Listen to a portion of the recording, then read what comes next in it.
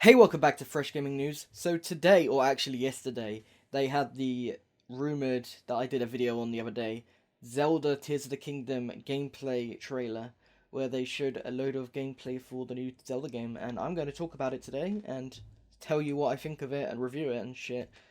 So first of all, they showed just regular Breath of the Wild gameplay running around in Hyrule Field. To me, the Hyrule Field in this part looks very similar to the original Breath of the Wild Hyrule Field, and I kind of feel like the HUD looks very similar to 2.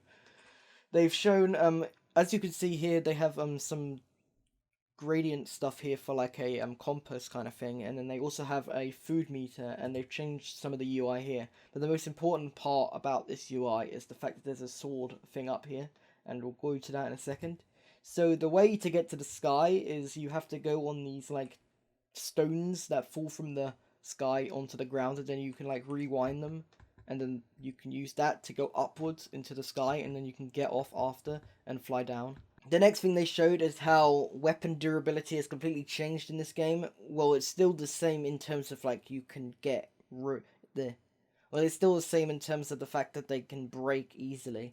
But if you like fuse them with something else like a rock or something, you can turn it into a more durable weapon, which will make it so it uses less durability damage, and then it can last longer, which is great for people that want to make longer durable weapons. I mean, I don't know how long they'll last for with these kind of methods.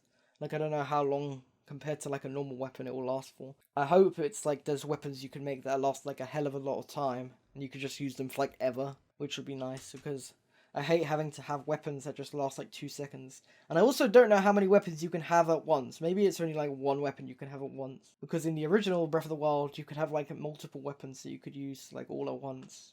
But I don't know how many you can have in this game. But then the other thing is you can like use different items and turn like bow and arrow and shit into different items. Like you can use steak and ice to make like an ice arrow thing, which is cool. And then you can use like an eyeball thing to like target, and use like a drone to like strike it. So you don't have to like aim properly, which is cool.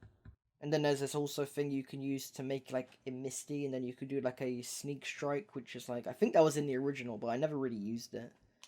So you could just like do a one-hit kill. And then they showed off like stuff they did in the trailer before, where you could like build boats and stuff. So where you can like make a boat by putting loads of wood together, which is cool, but I'm not really that interested in that kind of thing. I don't really care about building crafts and shit. Like, I don't care about that at all. Now there's a battery thing here, which I don't really know what that's about. Maybe it's about like this here. This might have like a battery limit where you can only use it for a certain amount of time, and then you have to get another one. And then they show how you could like go into the wall. So if there's like a cave or something, if you go into the cave and you go upwards, you can actually like get through it and go to like the top of the mountain without having to climb it, which is nice. But I don't know how many caves there will be in this game, like what mountains will have caves or whatever. So you'll probably still have to do a lot of climbing anyway. And one thing they didn't show in this game is like what the dungeons or like the plot or anything, or like the structure of the game will be. So we don't know exactly what we're doing. They just showed the gameplay itself and like the ideas you can do with the game. So we haven't actually seen much of the structure of the game itself.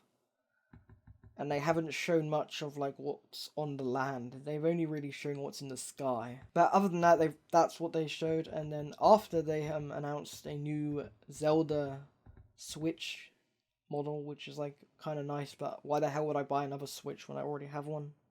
I mean, it's cool, but we all know that the next Switch is coming out soon, so it's kind of pointless to buy this when the new one's coming out, you know?